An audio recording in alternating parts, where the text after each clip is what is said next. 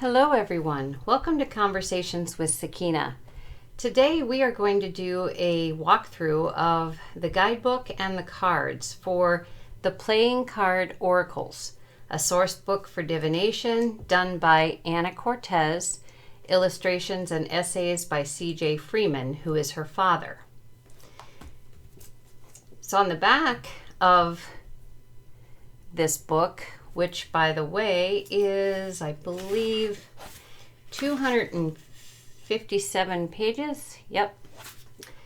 It says, every now and then a book comes along that is so strikingly original that it can completely change popular perceptions on a given subject. This is one of those books. In this work of poetry and prophecy, a new voice emerges from a rare father-daughter team. Did you pick up this particular book by coincidence, or is it intended for you? Without thinking, you should already know the answer. And I believe this deck of cards is called the Picture Book of Ana Cortez. This beautifully written book fulfills the promise of its title. The secrets of the regular playing deck are awakened and revealed in its pages, and in the fascinating illustrations of the extraordinary companion deck designed for just that purpose. To those who sincerely seek self-understanding, this unique method of card reading will offer guidance in learning to hear and trust one's own intuition, to connect with the divine power that resides in all of us. With insight, compassion, and gentle wisdom, author Ana Cortez reintroduces the world to this historically significant and effective form of divination, one that uses the ordinary deck of playing cards in the way it was originally intended. Open this book and read it. Examine and study the deck. Then let the oracles speak. This was written by Jessica Wolf, who is editor, author, and historian. Okay, so before I show you everything that's in this book, I want to read you the author's note and the introduction. I think it's important. And once we go through everything with the book and I show you the cards one by one, I will shuffle very thoroughly and then come back and ask Sakeina what her take on this deck is. So stay tuned for that. So first we have the author's note. She says, divination is a word that refers to any number of methods designed to make known the will of the divine. But this is not a divinity to be sought somewhere outside ourselves. It is a divinity within. This is what makes it so wonderfully accessible. In divination, we open ourselves to the voice of truth, present inside each of us, but muffled by the clang and clatter of our own reactions to life, our fears, and our conditioning. Just as a person would not play a game of cards blindfolded, one would hardly choose to play the game of life without knowing their hand, so to speak, and yet people do this, metaphorically holding on to cards that should be discarded, passing when they should play, etc. My grandmother, an avid bridge player and venerable old soul, once said that the real challenge in cards is to have a poor hand and play it well.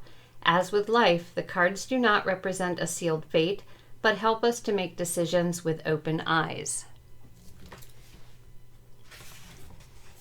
And the introduction. Now the introduction is going to go for, a couple of pages here, because I want you to kind of get an understanding of what this card system is about. So, introduction. Card reading with playing cards may seem like a strange proposition. After all, aren't playing cards for games? Think about the striking fact that there are 52 cards in a deck as well as 52 weeks in a year.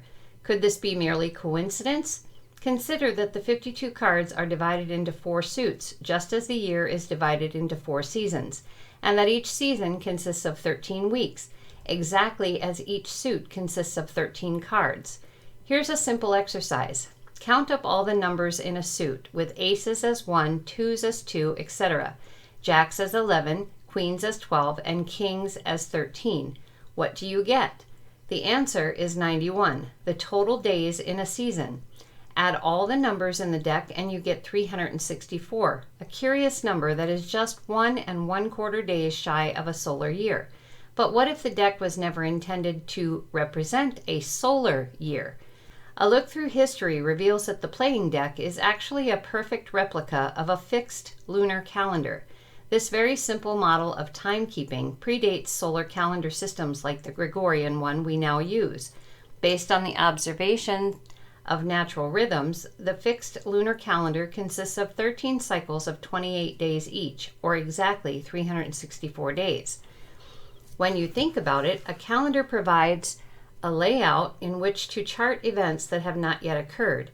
It is a map of the future. Of all the features of the playing deck, these perfect calendar correlations are perhaps the hardest to pass off as mere circumstance.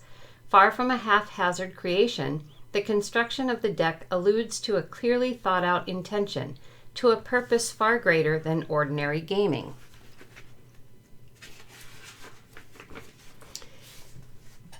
The Picture Book of Ana Cortez. The card illustrations that accompany this text are from the Picture Book of Ana Cortez. Be very clear that this is not a tarot deck, nor is it derived from tarot in any way. It is a separate oracle entity, all its own, and speaks in its own distant voice.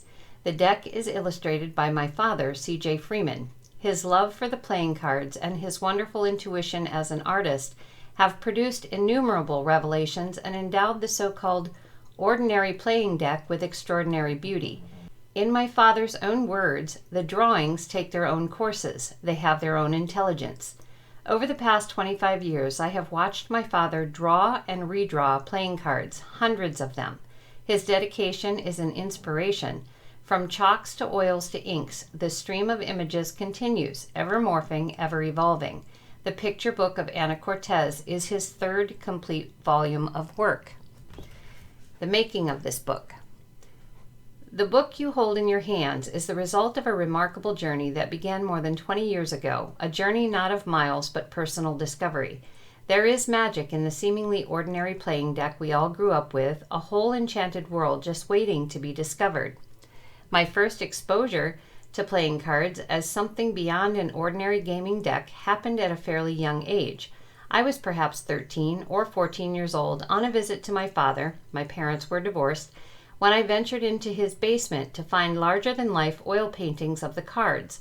The paintings were my dad's first effort at illustrating the playing deck, his own self-assigned art project. But this was like no art I had ever seen, and certainly unlike any cards.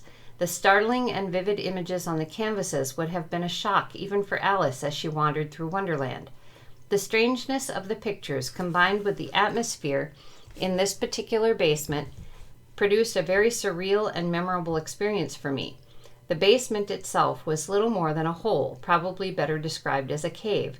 The dirt floor and crumbling rock walls were cast in shadows, lit only by the single light bulb my father had hung to paint by. He showed me how he had written the names of my sister and myself into the lines of wrinkled fabric on two of the figures. My fascination had been captured, but years passed and thoughts of playing cards drifted far from my mind. It wasn't until after graduation from high school, when I went to live with my dad for the summer, that the deck was reintroduced as something extraordinary. Excerpts from this period appear in later chapters of this book, describing experiences with a card reader named Lainey. Lainey was my father's girlfriend at the time, a woman with a dark, exotic look and the spirit of a gypsy to match. Dad had taught her some basic card reading techniques based on his own studies with the playing deck. Lainey took his ideas and put them into practice. For her readings, she used a one-of-a-kind playing deck made from photographs of the images created in the basement years before.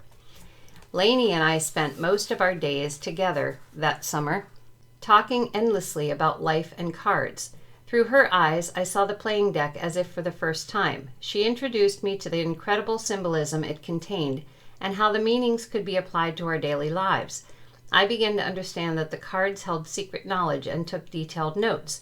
That summer was a turning point for me. My perceptions had changed, but I was young, and the bigger world was calling my name. Once again, cards drifted from my life. Finally, more than 10 years later, my fascination for the playing deck surfaced again, but with a greater seriousness than before. I had just been through a devastating life change that left me questioning almost everything I had experienced up to that time. I needed to find myself again. The cards would become my vehicle. Fortunately, much of the material on my father's original system had been preserved by a woman who called herself Laddie Ledoux. Laddie, like Lainey, had learned card reading from my father and had been using his method for years. She was generous enough to share with me all she knew about the cards, and I was an eager student. As time went on, however, I became increasingly aware that the information I had collected was only one piece of a greater puzzle. All my notes somehow stopped short. The deck itself hinted at more. This is when the fun began. I felt as though I were a detective on a classified mission. Books on calendar systems, the four elements, and alchemy began collecting around my house. I dusted off my old astrology and numerology texts and started to look into geomancy, a magical practice from the time of the Renaissance that has historical connections to playing cards. An ongoing collaboration with my father during this period allowed an even greater depth of study. Two people focused on the same thing generate an energy difficult to create alone. Our conversations about cards spilled into the hours on many occasions. Discoveries were often surprising and appeared in unexpected ways, in dreams, for example, or through words spoken in a seemingly unrelated conversation. Gradually, a wondrous system of card reading emerged, beautiful and multifaceted like a shimmering jewel. This is what you will find in the pages that follow. My hope for this book is that someday it will be acknowledged by people outside the card reading and so-called New Age populations. Truly, we are all in a new age. The world vibration is changing. At this fascinating and critical point in our human history, now is the time for information such as is contained in this book to become part of the general consciousness. The playing deck has slipped through our lives for many hundreds of years under a veil of ordinariness, its magic disguised by its simplicity and the fact that it can be used for games. May this book facilitate the lifting of the veil. It is time for Sleeping Beauty to awake. So then we have how to use this book, and talks about book 1. I'll quickly read this to you as well. How to use this book. The method of card reading disclosed in the Playing Card Oracles is the result of many years of study and discovery. It is not meant to be mastered in a short period of time. Take it in pieces and practice, practice, practice. The text has been designed to take you step by step. Part 1 will introduce you to the basic language of the cards, color, number, and suit meanings, along with detailed descriptions for each of the 52 cards, will provide the tools for your card reading tool belt. Parts 2, 3, and 4 will show you what to do with your tools, card layouts and how to interpret them, reading techniques, and tips on tapping into your own intuitive power are covered at length and interwoven with sample readings throughout. Book 2 provides an interesting perspective of playing card history.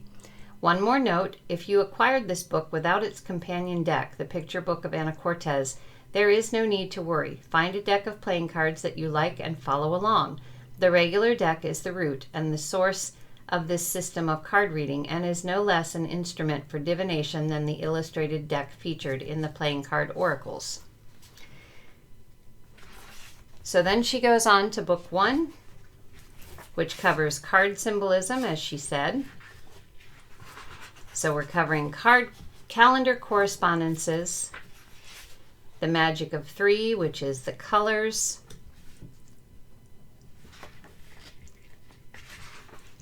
the numbers,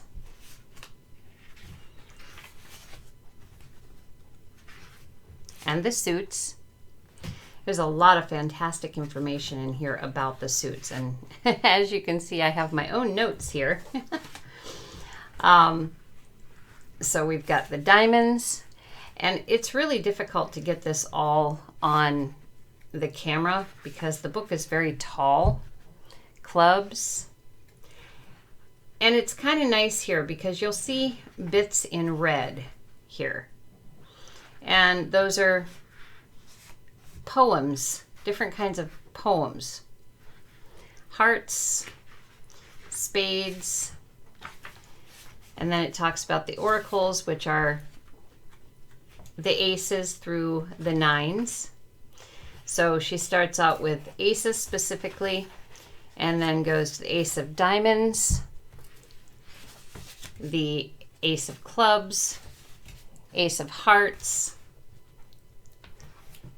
and ace of spades, and then goes on to the twos. So each one of these cards has a little blurb about for instance, the twos, and then each one taken individually. And then after we've gone through all of the ace through 9, we come to the ladies, which, well, first we introduce the courts, and then she talks about the ladies, which is number 10, and gives information about each one of those, then the jacks, then the queens, then the kings. And then she's going to preparing for and doing a reading. And this is part 2, so it's, but before you lay out the cards, your deck, your space, prayer, connecting, asking the questions, the shuffle, calendar fun and the 4-card spread, turning the cards, the present spread, the cat spread, the significance of card positions that actually relate to parts of the body, the head position, the throat position, the torso position, and the foot position. And then interpretation techniques and determining the weather, suit partnerships, other suit combinations, suit voids, generating suit energies,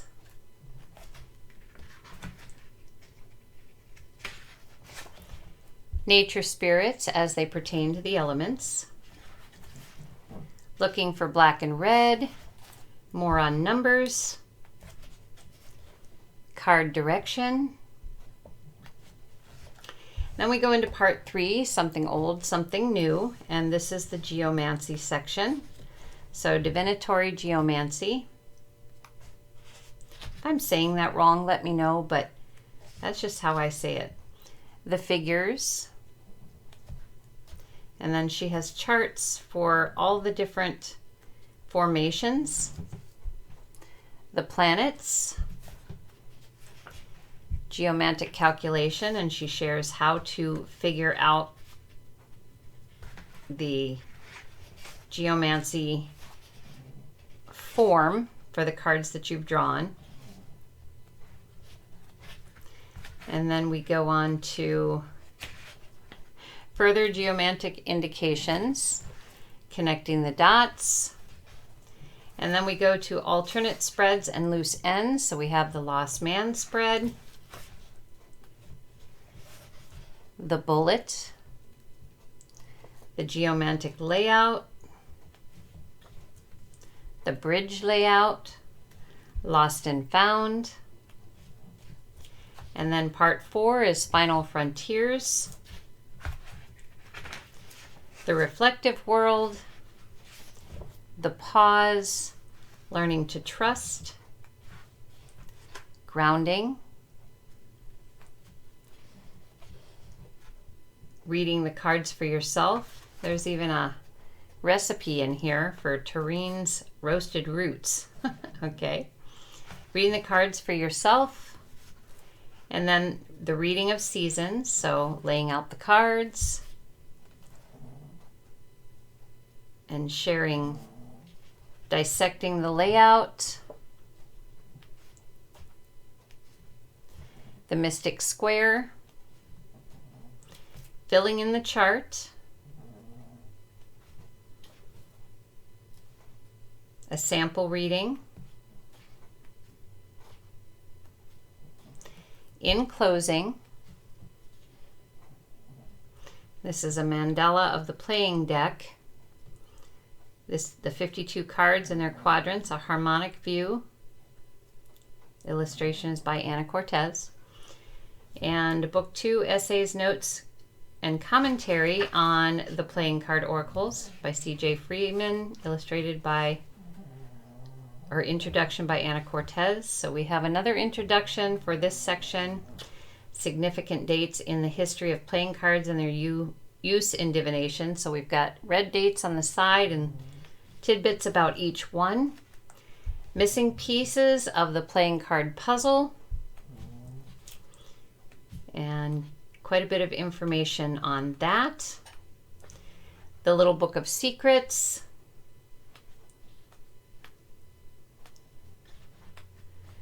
The Little Book of Secrets, a story. Fire, Air, Water, and Earth. Fortune telling. Card personalities. The Crow Problem. The Two-Headed Monster. And about the authors. So there's a lot in this book. I'm going to go ahead and show you the playing cards. Again, deck of 52, and I have put them in order so that you can see all of the diamond suit and all of the club, all of the hearts, and all of the spades. So we have Ignita, the Ace of Diamonds.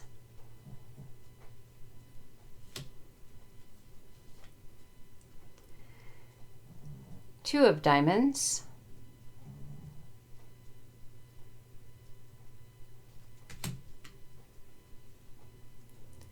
The Necklace, Three of Diamonds.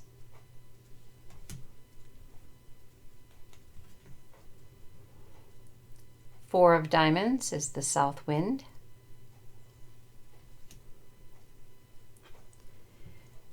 Five of Diamonds, the Peddler's Ace.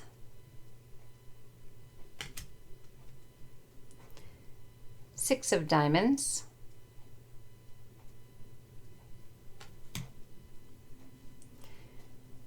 Seven of Diamonds.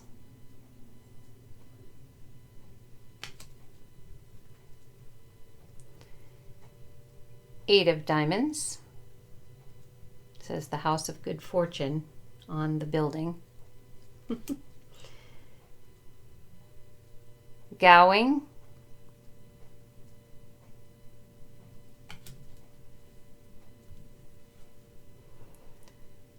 Tendra. And there is a little bit of what some might think morbidity in this deck. This particular card has Tendra, who is a lady, holding the head, only the head, and kissing the head. There's a whole story behind this in the book. So we have Dango, the Jack of Diamonds. Livia, the Queen of Diamonds.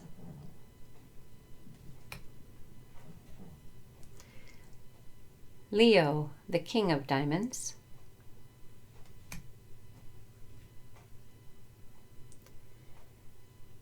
Ethra, the Ace of Clubs.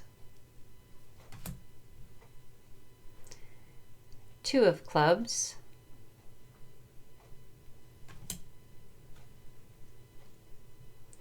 Three of Clubs. Four of Clubs as the East Wind.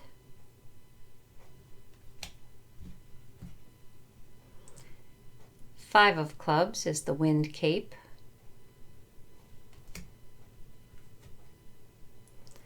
Six of Clubs.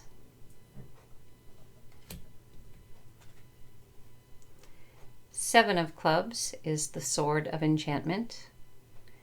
And if you can see above the circle in the center, it says, "Believe in me."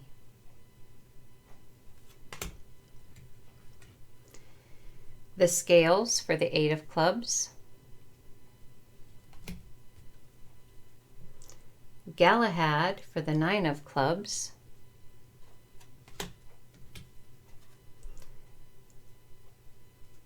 Fortuna for the Ten of Clubs.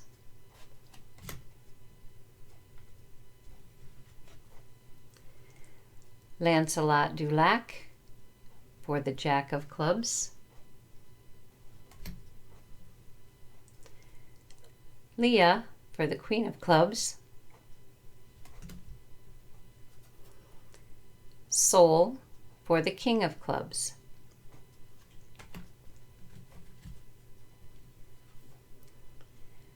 Agana for the Ace of Hearts.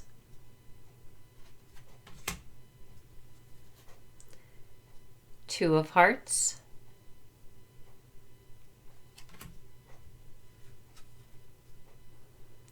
Three of Hearts.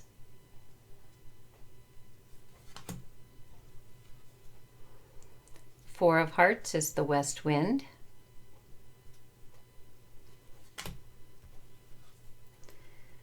Fata Morgana for the Five of Hearts.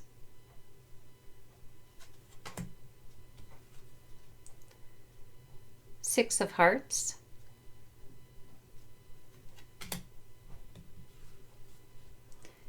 Seven of Hearts. It says healing above the hilt.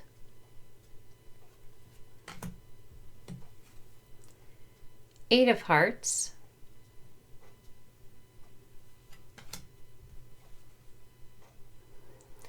Gilles de Reyes, Nine of Hearts. Allegra, Ten of Hearts or Lady of Hearts. La Hire, Jack of Hearts. Deja as the Queen of Hearts. Good King Nehemiah for the King of Hearts.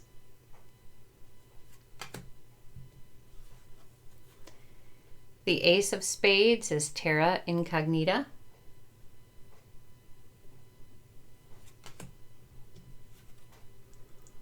Two of Spades.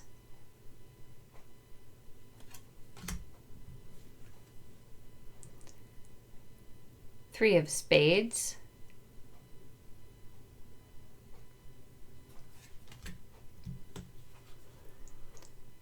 Four of Spades is the North Wind.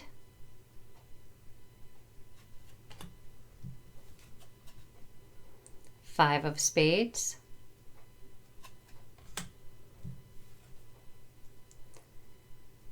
Six of Spades. Seven of Spades, and on the hilt of the sword it says destruction.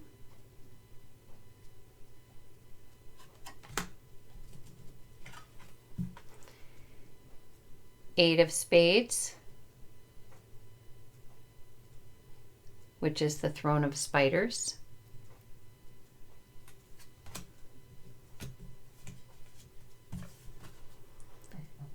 Nine of Spades is the field of stone.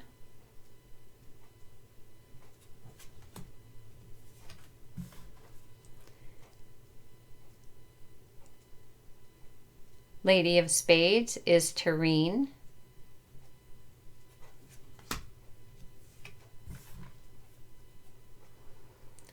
Pampero is the Jack of Spades.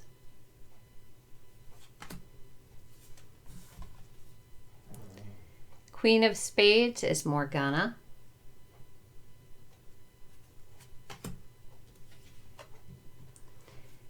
And King of Spades is Marduk, the Heartless.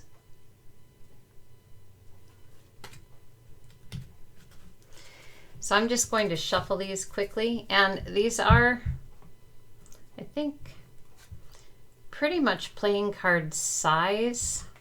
Well, maybe a little smaller and wider. I'm not sure because I've been playing with tarot cards, which are obviously much bigger. So it's very hard to tell right now for sure, but I would assume they are playing card size. So I'm just going to quick shuffle these, and we'll pull one at random, and I'll read to you what it says in the book. Okay, so we're just going to pull this one here, which is the Seven of Hearts.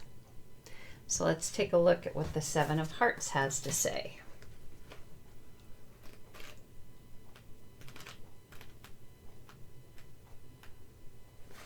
Okay, so Seven of Hearts, Sword of Healing. And we have a little poem here. It says, who can say what healing is? Perhaps a path to peace, but first you must look to yourself if you want to find release. And this was Lottie Ledoux, which was the woman she talked about in the intro. It says, on this card you can see the blade of a sword emerging from the depths of the water, the flowing element of life and love.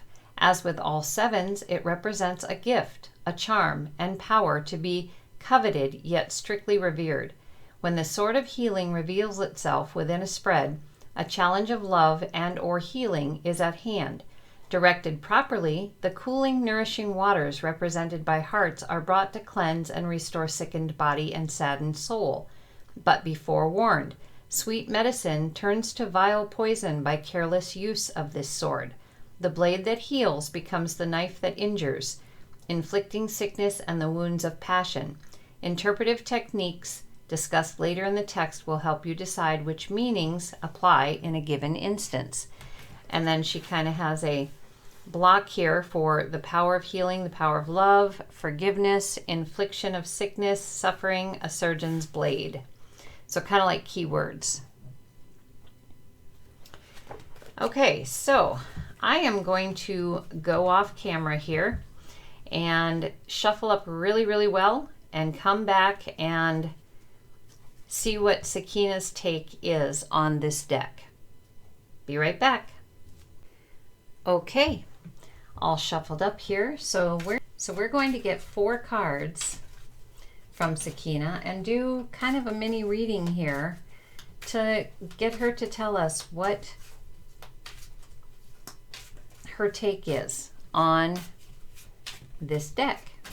And there's a specific way that these cards get laid out. So I'm going to maybe have to readjust my camera here for you.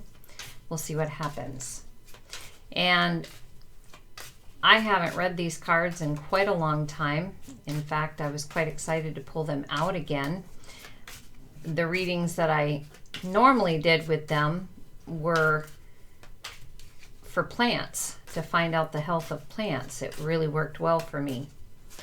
So, Sakeina, if you would, throw out 4 cards, please, to let us know what your take on this deck is. And if you hear some strange sounds, Sammy, my chihuahua, is in the background snoring like crazy. So we might just have to cut this deck, is what I'm feeling, and go from the top. She's not throwing here.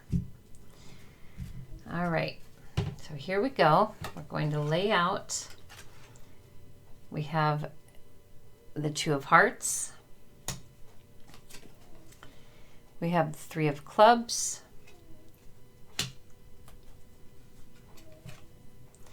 We have the 12 of Hearts, or the Queen. And we have the 7 of Diamonds. All right, let's see if I can... Actually, you know what? I'm going to just go ahead and line them up like this.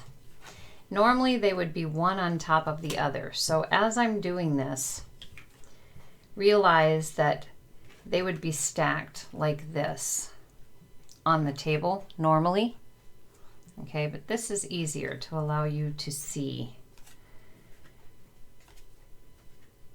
This is not the way that I would normally do a reading with these cards, but for right now, yes, I am. Okay, so the one thing that is missing from these 4 cards is the spades. And spades are normally considered kind of trouble cards, but they're also considered earth. The only card that is in its natural position is the club, the 3 of Clubs, and that is air, so it's about ideas and communication. So I think from what I'm seeing with this reading here is that Sakeina is telling us that the cards and the person reading them can become quite a pair. In other words, it can be a love situation. If you really take the time to learn these cards, you could really fall in love with doing it. Because with the 3 of clubs there, it offers some very unique ideas, very big communication, things that perhaps, ways of looking at things that you maybe would not have thought of or wouldn't ordinarily think of. And I missed this, but anyway, the clubs and the hearts are in their natural position. It would normally be diamonds, clubs, hearts, spades, and each one corresponds to something specific in the body and also the element. So hearts are water, clubs are air, diamonds are fire, and spades make up earth. So anyway, with the 12, with Deja, the Queen of Hearts, this is saying that for those people who are already very much in tune to the heart, this deck is going to be an amazing addition to whatever you already do. It's going to speak to you. And this is truly considered the heart of the matter. This third card in its natural position is considered the heart of the matter of this reading.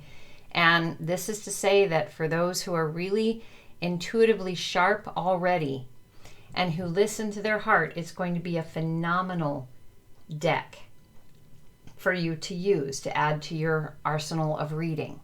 Now, the 4th card, the diamond, the 7 of diamonds, is the truth card. And it's talking about trust and perception and illumination and courage and conviction, prudence. All of these things is what this deck can offer to someone who really wants to learn to read this particular system of playing cards.